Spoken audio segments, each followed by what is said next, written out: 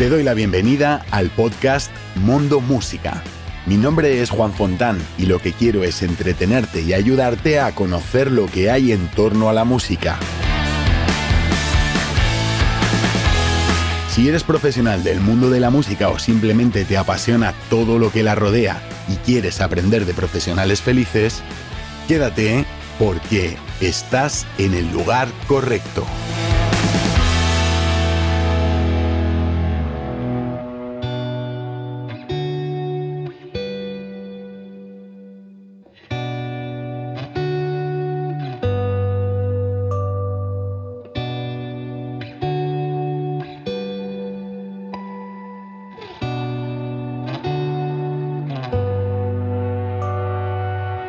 Te doy la bienvenida al segundo episodio de Mondo Música.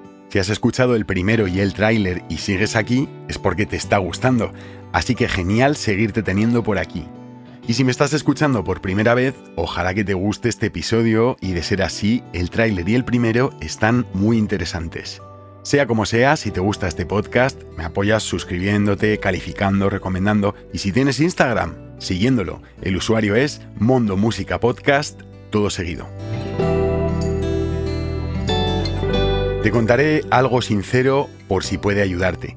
Estuve posponiendo el lanzamiento de este podcast durante un buen tiempo hasta que finalmente me puse unas fechas límite. Y ¿sabes qué? Ahora me doy cuenta que debería haber empezado mucho antes. Deberías mostrar tu arte, tu trabajo, tu oficio, aunque sea gradualmente. No es necesario que te conviertas en un experto en marketing digital de la noche a la mañana. Dicho esto, entramos al meollo.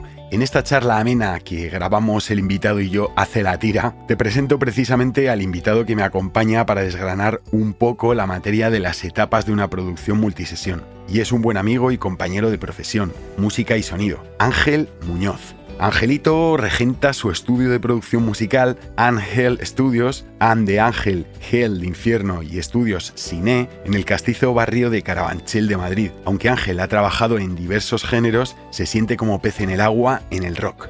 El estudio tiene un equipo estupendo, una sala de control espaciosa, bonita y cómoda, y una sala de grabación bastante amplia. Aparte, unos espacios comunes bien cuidados. Ángel, que es lo más importante, es un pedazo de profesional encantador, con una paciencia infinita y con un montón de producciones a sus espaldas, en diversos roles como músico, productor, técnico de grabación, de mezcla, de mastering y hasta haciendo sus pinitos con el vídeo y la foto.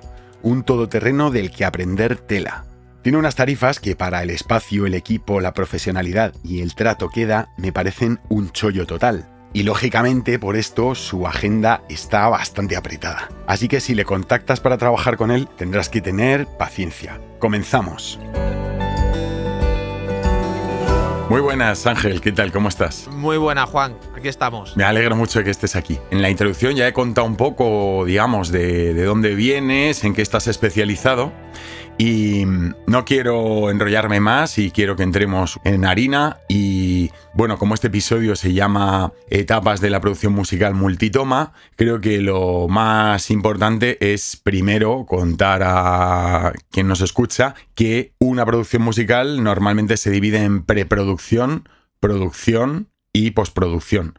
Entonces creo que lo más interesante es comenzar explicando ¿qué es la preproducción? ¿En qué consiste la preproducción, Ángel? Sí, en principio la preproducción empieza desde el momento que se empieza a componer también.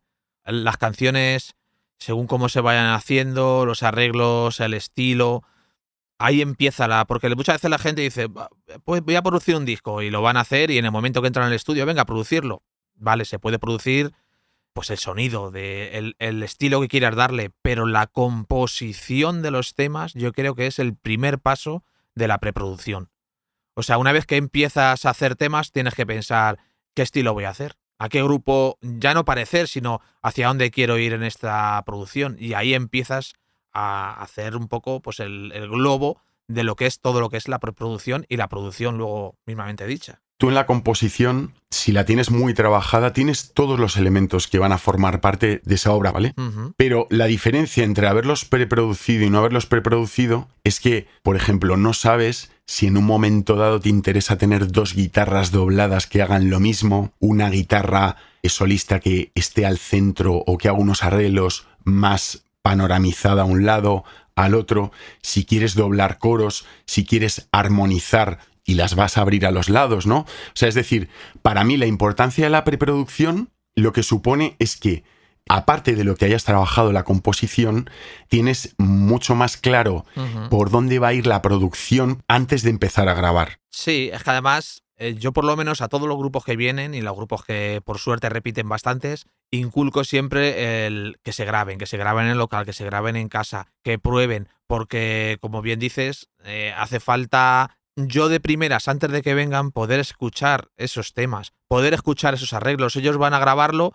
Pero claro, lo que está diciendo, ellos no saben si ciertas partes es mejor doblar las guitarras, si los coros van a hacerse 4 voces. A la hora de que ellos estén grabándose en el local, y luego yo normalmente lo pido incluso ya multipista, o sea, hablo con los grupos, les enseño cómo poder hacerlo y me envían ya las maquetaciones por pistas. Sí, hay muchos músicos que ya se graban en multipista ellos, no tan bien como lo puede hacer un profesional en un sitio con unas instalaciones, un equipo, pero vamos, que muchos, digamos que hacen maquetas que están ya con un nivel de detalle muy similar a lo que al final va a quedar plasmado en la obra fonográfica, aunque ninguno de esos elementos grabados vaya a formar parte de la grabación final. Es un poco el proceso de grabarse y también quitarse ese miedo de la grabación, ¿no? Que mucha gente no está acostumbrada a grabarse y cuando viene al estudio como que se sienten... En el momento que tú te grabas normalmente en casa, te grabas en el local de ensayo, te grabas cuando llegas al estudio no es algo tan raro para ti. Uf, total. Y lo que te decía, pues es importante el poder escuchar también esas pistas porque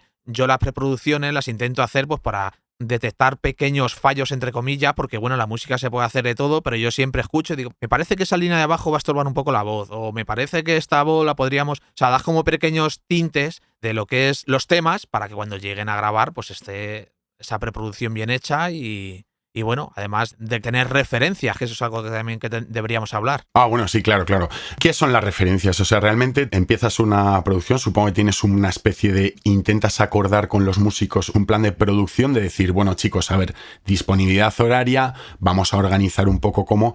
Y entonces empezamos a entrar en el turrón. Imagínate que no tienen maqueta y has hablado de las referencias. ¿Las referencias qué son? ¿Para qué sirven? Las referencias...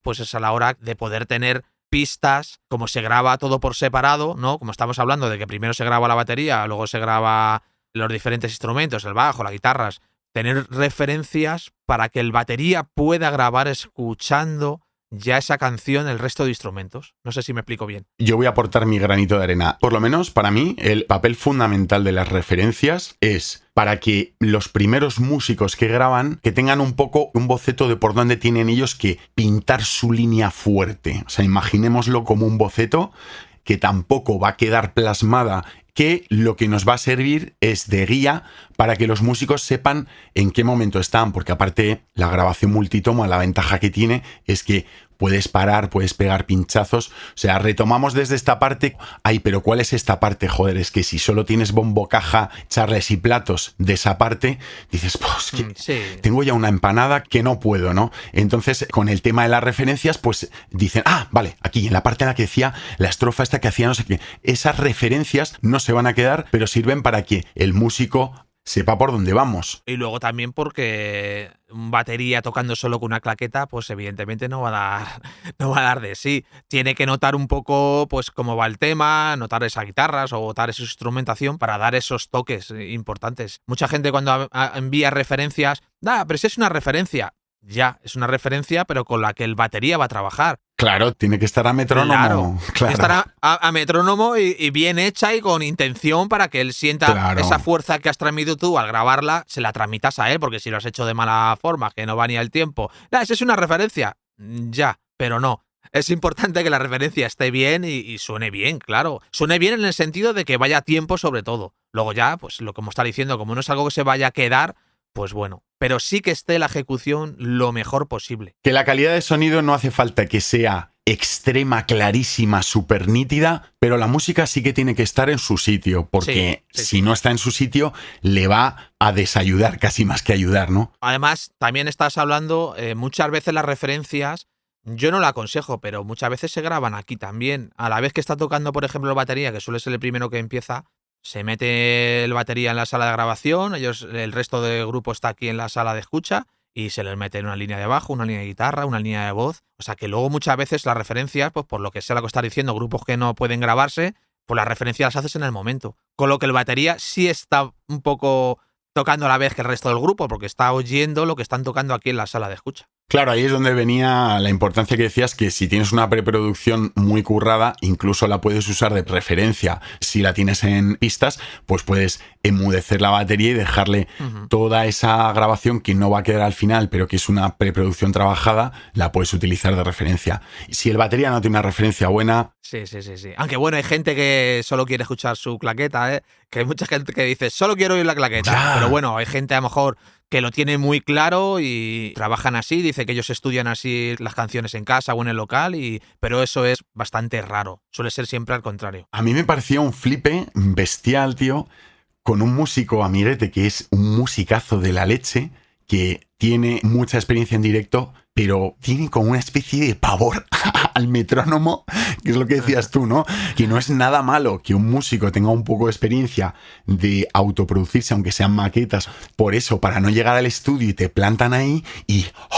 de repente con una presión que te sientes que no das ni una. Aparte que también te digo que cuando eres músico y también eres técnico y te autoproduces, me decía un amigo cuando autoproducíamos un material que yo saqué como músico, me decía, tú a ti mismo te paras 280 veces, lo vuelves a tirar cuando te sale de los huevos, no sé qué. Digo, sí, tío, yo ya es que estoy muy suelto. Para mí, si veo que no ha quedado níquel, grabar, deshacer, gatillo fácil, como digo yo. Y dice, ya, tío, pero es que tienes ahí una pista Frankenstein que... Digo, pero luego lo escuchas entero y esto que suena de narices, pues ya está. Sí. Además que se ha democratizado en el sentido de que ahora mismo con cualquier tarjeta sonido es bastante sencillo, o sea que se puede hacer, vamos. Sí, sobre todo con el tema este de las baterías MIDI para géneros que se supone que son con baterías acústicas tocadas, sí. No tipo caja de ritmos, que para crear una preproducción, unas referencias, vienen genial. Sí.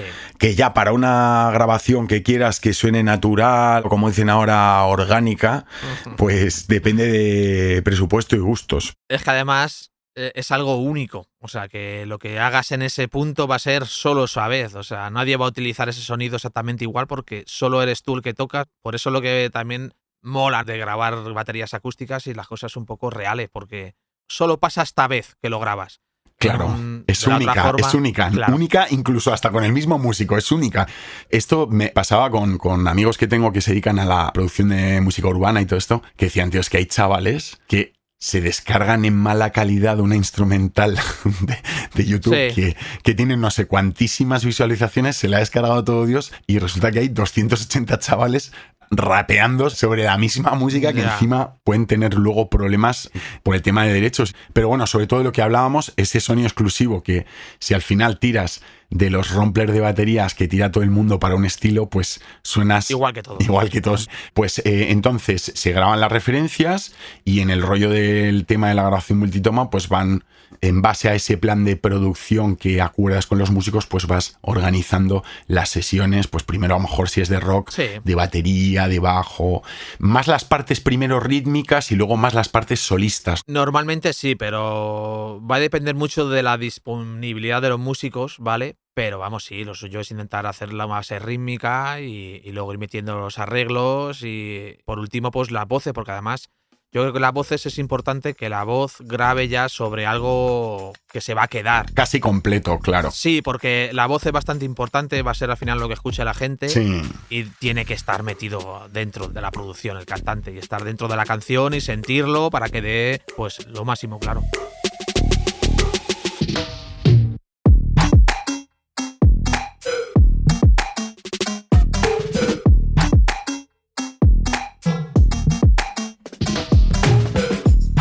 Ahora pasamos al terreno de la edición. La maravilla de la edición, que tampoco es tan maravillosa, porque no se puede hacer todo lo que la gente dice. No, esto luego se arregla en edición. Bueno, a ver, hay cosas que se pueden arreglar en edición y hay cosas que no las arregla ni Dios. No, ni en mezcla, ¿no? Lo típico. Luego se arregla en mezcla o se arregla, se arregla en mezcla o se arregla en edición. Eso es, nada. ¿Qué se puede hacer en la edición? Dependiendo de los estilos también vas a editar más o vas a editar menos y luego de lo bueno que sean los músicos, porque por un lado tienes que hacer que los músicos, la ejecución edición que ha hecho, pues por ejemplo, el batería, si no está del todo bien, pues tienes que editarla para hacer que ciertos golpes o toda la batería completa, dependiendo del estilo, pues vaya exactamente a su tempo. Y luego, pues el resto de instrumentación un poco igual. Es verdad que contra mejor sea el músico, menos edición para arreglar vas a tener que hacer. Y bueno, pues luego, evidentemente, editar te vale para muchas más cosas. Empiezas a ser un poco creativo, te vale para muchísimas cosas más. Pero bueno, la edición sobre todo es el hecho de poder colocar partes que están mal en otro sitio, arreglar golpes, afinar. Limpiar también, limpiar ¿no? Es muy importante porque es algo que ahora sí se puede hacer y entonces importantísimo. En partes donde la guitarra se callan o el bajo para, lo que sea, pues el poder quitar esas partes donde el bajo no tiene que sonar, pues poder limpiar para que no haya ruidos de arrastre. O los tom, por ejemplo, a mí me gusta mucho limpiar los tom. En los timbales, quiero un poco explicarlo y luego ya sigues tú. La batería es un solo instrumento que consta de muchos elementos. Cada elemento se microfonea por separado. Entonces, por los timbales se cuelan muchísimas cosas que están sonando cuando no suenan los timbales. Los timbales suenan muy puntualmente, en redobles, a final de un compás y bombo, caja, charles, platos. Bueno, platos menos también, pero pum, pum, pum, van sonando todo el rato. Evidentemente, todo lo que está imprimiéndose en las pistas de los timbales que no son timbales, hay que limpiarlo. Sí. Además se ensucia bastante porque hay veces que tienen cierta resonancia los timbales y puedes estar oyendo todo el rato de un timbal que está resonando. Sí. Claro. Un clásico. Entonces es como que ¿qué es eso que se oye? Hasta que ya te pones a chequear y dices, pues el timbal. Y luego el timbal suena genial, lo único que es verdad que está resonando y eso hay que limpiarlo. Por lo menos para mi forma de trabajar, creo que es muy importante. Y bueno, en general todo, el bombo también es interesante, a lo mejor meter una puerta, o sea que la edición es una parte importante ahora mismo de la música. O sea que entonces puedes, por un lado, limpiar. Por otro lado, puedes hacer que un baterista, por ejemplo, toque un poquito más pegado al tempo, si tiene un poco de... Y, por ejemplo, bueno, este es un clásico del que se habla, pero hay que mencionarlo, o sea, ese cantante que no...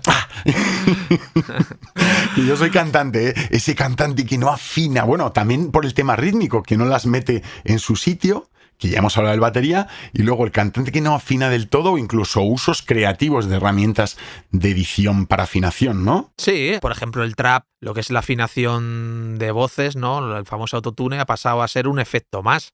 No es para arreglar realmente que esté mal cantado, sino se utiliza como efecto. O sea, que es una parte que, bueno, que está ahí. Pero en general el cantante sí...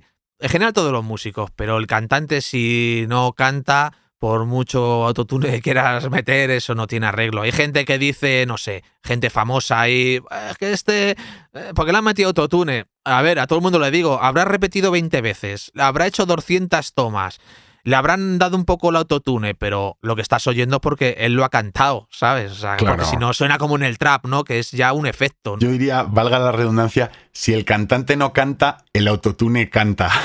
¿Sabes? Que canta que dices, aquí ha metido... Pero ojo, que aparte de los usos creativos, yo te diría, Michael Bublé, que es un cantante muy bueno, en uno de sus discos más célebres, parecía que por aquella época estaba como pegando mucho el autotune y no es que lo utilizaran en el modo creativo del trap, me llamaba la atención la cantidad de autotune que tenía este tío, que es buenísimo. Sí. Que hay veces que la industria musical demanda que todo esté tan sumamente perfecto que...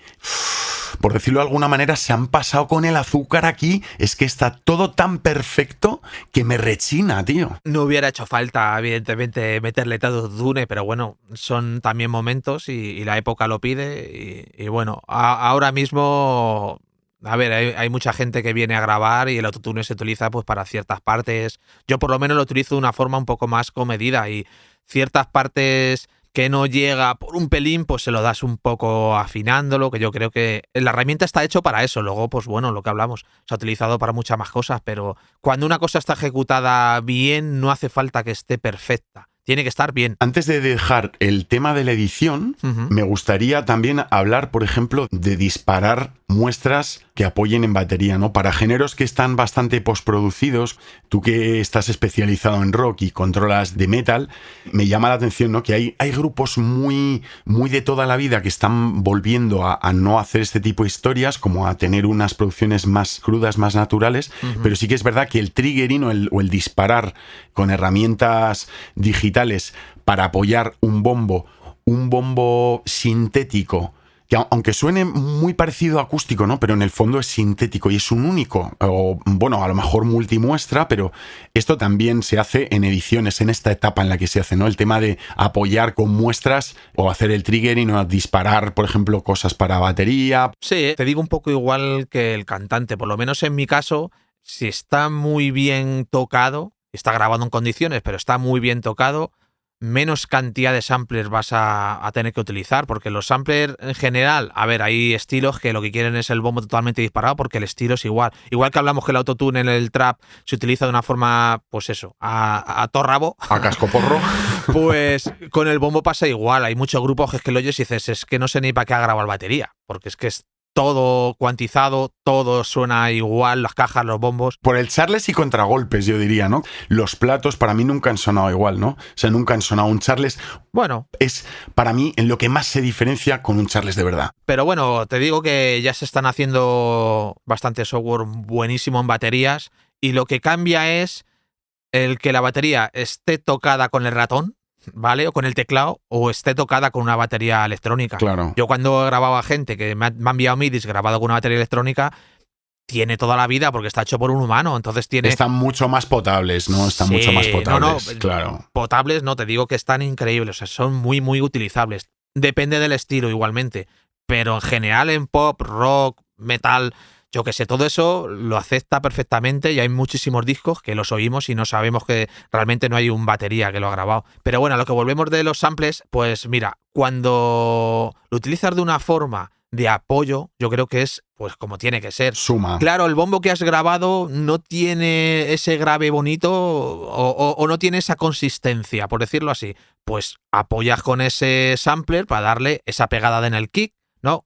O ese grave continuo, o en la caja, pues igual, darle ciertas cosas que te falten a tu producción, pues como se ha grabado, por la forma de tocar o el tipo de caja, le añades ese extra, o sea, no sustituye el 100%, por lo menos yo lo que hago nunca lo hago. Más usarlo como un complemento que como un sustitutivo, sobre todo si quieres que sea una música muy viva, como por ejemplo es el jazz, es el blues, pues eso, que sea un complemento más que un sustitutivo, no es sustituir el bombo, sino complementarlo con una muestra que le aporta cositas que le faltan realmente, ¿no? Eso es, y además que de esa forma consigues que tu grabación también sea única.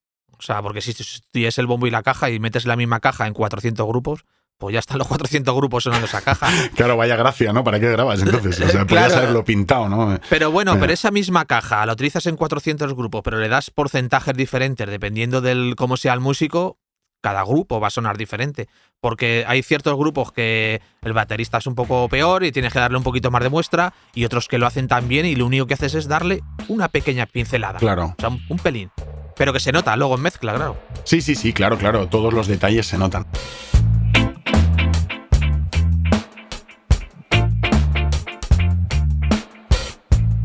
Hago una parada para hacerte un anuncio. Muchos amigos me hacen consultas sobre producción, directo, equipo, ensayo, home studio y muchas más cosas relacionadas con la música y los audiovisuales. Y por eso voy a probar a ofrecerte un servicio de consultoría. Solo tienes que escribirme un email a mondomusicapodcast@gmail.com con el asunto consultoría y escribirme tu problema con el mayor detalle posible. Si puedo ayudarte en una sesión 1-1 a distancia, te ofreceré agendar una llamada.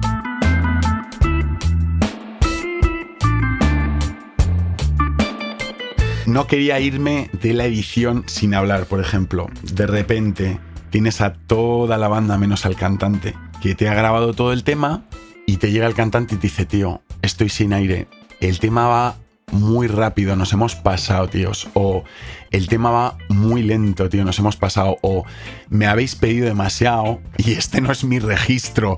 ¿Esto se puede solucionar hoy en día? Sí, sí. Normalmente yo como trabajo con preproducciones, con los grupos que suelen venir, no pasa mucho. Pero sí, siempre el típico de, joder, macho, yo esto no lo tocamos así en el local, habéis subido mucho de velocidad o está muy lento. Normalmente es porque se va demasiado rápido. Claro. Bueno, demasiado lento. Es verdad que hay un poco de todo, pero sí se puede hacer pequeños cambios una vez que está todo grabado, pero muy poquito. O sea, no sé, puedes bajar 5. Porque deterioran el audio. Deteriora. Claro, todos los cambios que hagas van a deteriorarlo. Y aunque no lo oigas, yo por lo menos sé que lo está haciendo, entonces ya no me encuentro muy a gusto haciéndolo. Pero sí, muchas veces pues se ha bajado temas enteros un tono, 2 semitonos. Más de 1,5 tonos yo no lo bajaría, por ejemplo. Y en velocidad, pues se pueden bajar 5 BPM, hasta 10 BPM, dependiendo de la velocidad a la que vaya el tema, no va a ser apreciable haciéndolo. Son leves matices, digamos, o sea, no puedes un 40% el tono o un 40% el tempo, eso canta Sí. la Marimorena, o sea, Sí. vale, o sea, es decir, chicos, volvemos otra vez un poco al principio, ¿no? Por favor, la preproducción, ¿sabes? Que era una de las cosas que me decía un amigo, ¿no? Que es músico, cantante, bajista, es muy bueno, le quiero dar al podcast y me decía, tío, si no llegas, transporta. ¿Sabes? No te fuerces, si no llegas, transporta, o sea, no cantes.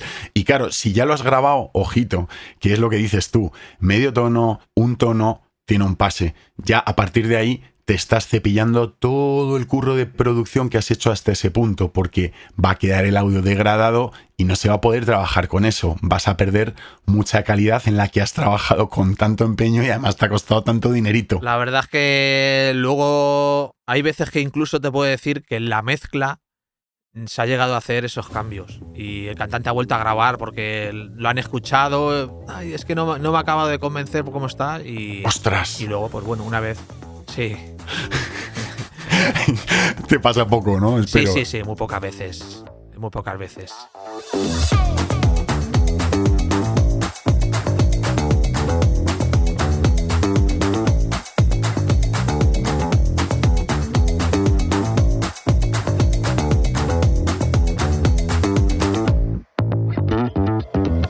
Bueno, entonces ahora ya pasamos a una de las últimas etapas, que es la mezcla.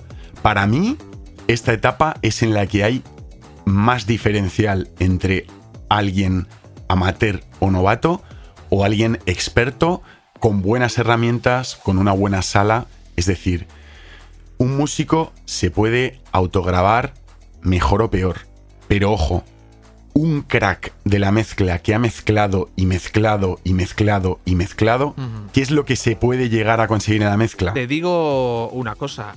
No es mágica, no es mágica. Claro, es que realmente, igual que la preproducción empieza en el momento que empiezas a componer las canciones, la mezcla también. Y me dirás, ¿cómo que empieza? Sí, es que dependiendo de cómo tú hagas los temas, va a sonar mejor o va a sonar peor. Depende de cómo hagan los arreglos de bajo, cómo hagan los arreglos de guitarra, la mezcla va a sonar mejor y peor. Entonces, como todo, el proceso tiene que venir desde antes, para que suene bien. Cuando un grupo es bueno, tiene buenos arreglos, tiene buenas canciones, cuando llegas a la mezcla, se ha grabado bien, con el sonido que has querido grabarlo, con esa guitarra especial, con ese amplificador, con esa batería, con esa caja, todo eso hace que cuando llegue a la mezcla, por lo menos en mi caso, sí, ya suena. O sea, claro, no desvirtúas tanto lo que has hecho anteriormente. Lo que haces es hacer que suene muchísimo mejor.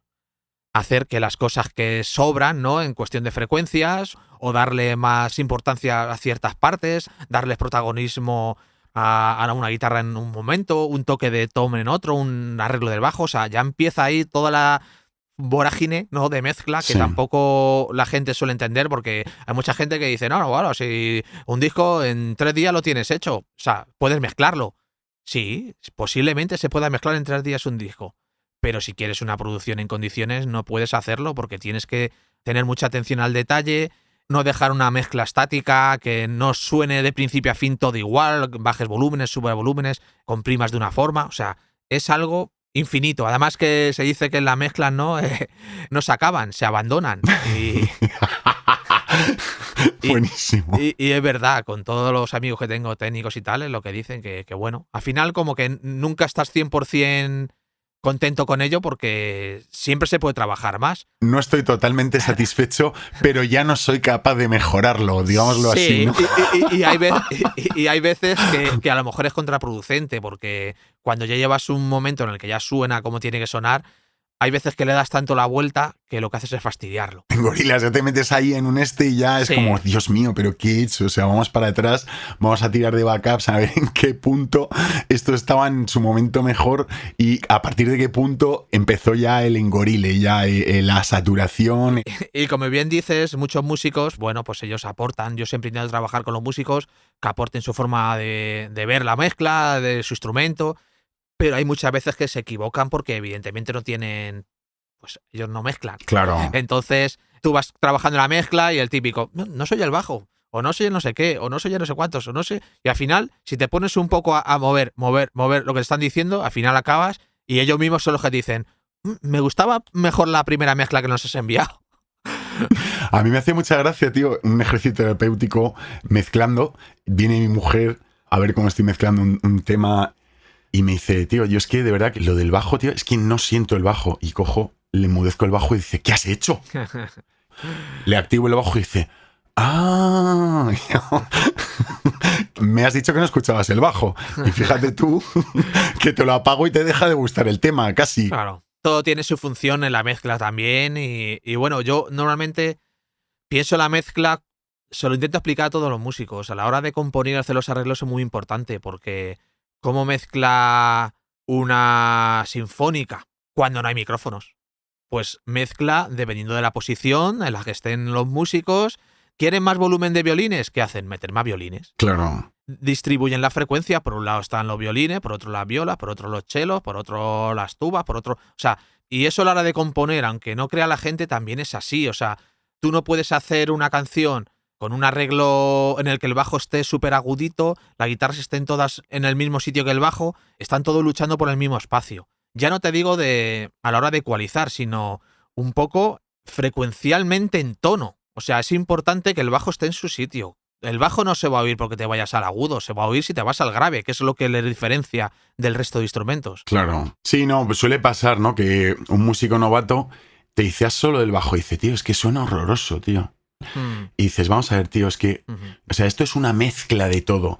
Tú sí te lo pones en solo, pero luego tienes que escucharlo como un todo. Si te está sonando de narices mezclado y le haces solo y de repente te vuelves loco, vuelve otra vez al todo y contempla que en el todo está sonando maravilloso, clarísimo y estupendo. Entonces, cuesta, o sea, esto es terapia que hay que hacerle a los músicos. Sí, cuesta. Se emparanoian mucho con este rollo, ¿no? De, joder, tío, es que me has puesto el solo y se me ha caído el... ¿Pero qué está pasando? Y dices, a ver, vamos a ver, yo te quito todos los plugins, aquí está tu bajo, ¿vale? Pero para que encaje en todo esto, hay que dejarle su hueco, eso que hablabas, Sí. ¿no? Para mí, ¿no? Es un poco... Sí, y realmente yo, si te digo que yo tengo en multipistas de grupos famosos donde tengo, pues no sé, Guns N' Roses o lo que sea, muchos grupos donde por suerte ahora puedes conseguir diferentes pistas Sí. y tienes el bajo, la guitarra, la voz, la batería. Entonces la guitarra normalmente, lo que dices tú, es que está muy aguda, ya grabando. Pues te coges y dices, mira, ¿te gustan los Guns N' Roses, el Appetite for Destruction, ¿no? El disco increíble, sí, wow, me encanta cómo suena el bajo o las guitarras. Mira, así suenan solo. Escuchimizada dice, o no sé cómo, claro. Claro, sí, el bajo pues muy medioso, porque tiene esa fuerza, un poco de distorsión, y cuando lo oyen dicen, ostras, o las guitarras, claro, la guitarra es claro, muy aguda, ¿no? Y dice, pues es que lo que tenemos que ir a buscar es este sonido, Claro. no lo que tú tienes en la cabeza, tienes que hacer que suene lo más parecido a como suenan las guitarras de este grupo famoso. Que es en el estilo en el que estás trabajando. Eso es. Estupendo, pues la mezcla maravillosa, ¿no? Primero hay que encontrar ese balance, luego el tema de lo que decías, ¿no? Que no sea estático, sino que sea dinámico. Hay algunas veces en las que cuando entra a lo mejor un arreglo de guitarra, no tienes tanto que subir la guitarra, sino bajar las rítmicas. Puedes meter automatizaciones de delay que la voz no la manchas entera de delay en toda la canción, sino que solamente cuando deja huecos de cantar, en ciertos puntos, pues le puedes poner una colita de delay, las reverbs, pues, en fin, ¿no? Un poco... Sí. Y para esto, insisto, o sea, para mí es el punto en el que más valor aporta un ingeniero de mezcla, un técnico de mezcla, un tío que mezcla todos los éxitos o los primeros éxitos del Billboard, ese tío ha mezclado lo que no está en los escritos. No solo tiene un gusto y un no sé qué educado y un tal, es que tiene una experiencia impresionante, ¿no? Y esto no se adquiere tan rápido como microfonear un ampli de guitarra y darle a rec. No, además es un trabajo de muchísimos años. Que se pueden hacer cosas bastante decentes, ¿no? Evidentemente cada músico sin tener demasiada experiencia, pero cuando empiezas un poco a ver las producciones grandes, por eso ves que son gente sobre todo que tienen muchísimas mezclas en su espalda. Hace falta muchísimo trabajo para poder ir creando tu forma de trabajar, porque luego cada técnico también trabaja de una forma diferente, pero bueno, la finalización suele ser buena, que es lo que se busca. How I miss our late night drives in 4-6. How is it that in my mind I flip a switch? 7-2 forgetting you is something I can't seem to do. Even though we were just kids in there. Bueno, ya hemos terminado la etapa de la mezcla, la penúltima etapa de una producción musical, y llegamos a la última etapa, que es la masterización. Cuéntanos, ¿cómo es esto de la masterización, Ángel? La masterización, en un principio, si empezamos a pensar por qué salió la masterización, era porque tenían que plasmar esa mezcla que habían hecho antiguamente en cinta, poder plasmarla en el disco de vinilo. Y entonces ahí empezó a hacer la masterización, que ahora lo hacían los propios estudios que hacían el disco de vinilo, que luego en el que hacían la mezcla. O sea, digamos que los formatos sonaban diferente. Tú tenías algo en cinta abierta que era una física y una electrónica concreta, que pasaba al vinilo, que era otra física y otra electrónica diferente. Claro. Entonces, si lo traspasaba sin tener una especie de procesado intermedio, sonaba muy diferente de lo que estaba sonando incluso en la misma sala, en el estudio, ¿no? Sonaba muy diferente lo que habías grabado en aquel magnetófono de cinta abierta comparado con lo que se había plasmado en el vinilo, ¿no? Brutal. Sí, ahí tenemos los orígenes. Luego a partir de ahí empezó un poco también a desvirtuarse, en el sentido de que ya empezó lo digital, empezó a buscarse en la masterización que las cosas sonaran bien, sonaran muy bien, ¿vale? Que mejorara pues ciertos aspectos de poder dar una ecualización global a todo junto. Ya no ecualizas solo al bombo, ya ecualizas toda la parte grave de la mezcla, o toda la parte aguda, o le das más pegada dando compresión, pero ya lo haces un poco, lo haces sobre una pista estéreo, sobre el global de todo. Ahí está lo que marca la diferencia. ¿Qué ha pasado? Pues que con la masterización, con los años, lo que se ha ido buscando es más volumen. Con lo que en vez de buscar que se suene mejor, casi se busca que suene más alto.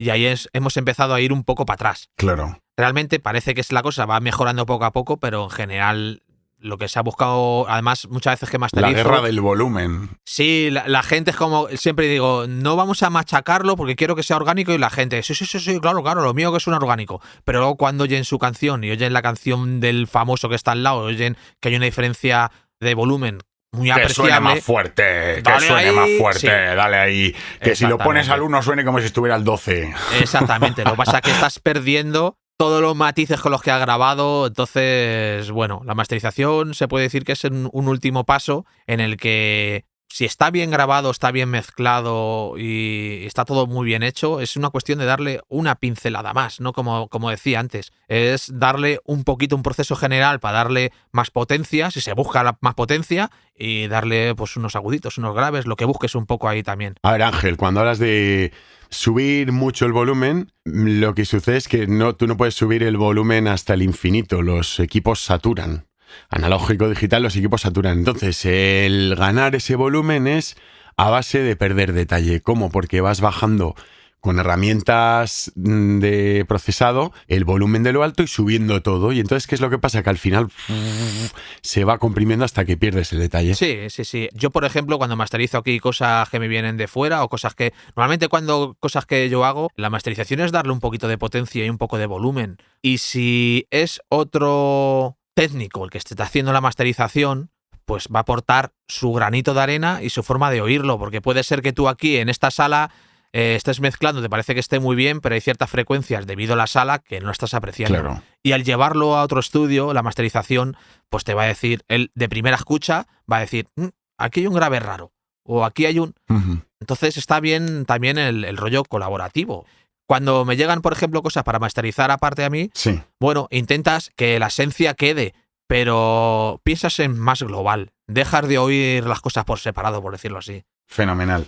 Pues nada, yo creo que más o menos el repaso de todas las etapas lo hemos terminado. Pues nada, Ángel, tío, ha sido un placerazo de la hostia. Yo creo que ha quedado bastante claro y que la gente se va a llevar una idea bastante más amplia de lo que es una producción musical o una producción discográfica. Sí. Así que nada, tío, gracias, amigo, por este rato. Yo la verdad que me lo he pasado de lujo. Sí, hombre, muchas gracias. Sí, hombre, sí. Siempre es bueno hablar contigo y debatir cosas y hablarlas. Y bueno, y se quedan muchas cosas en el tintero porque esto abarca especializado para cada cosa que has dicho hacer un programa diferente. Porque Es muy vasto, es muy vasto. hay muchas sí. cosas, pero yo creo que hemos abarcado bastante y que la gente se puede hacer una idea bastante buena de lo que es todo este mundillo, claro. Pues nada, tío, que sigas genial. Venga, un abrazo, Ángel. Un abrazo a todos, hasta luego.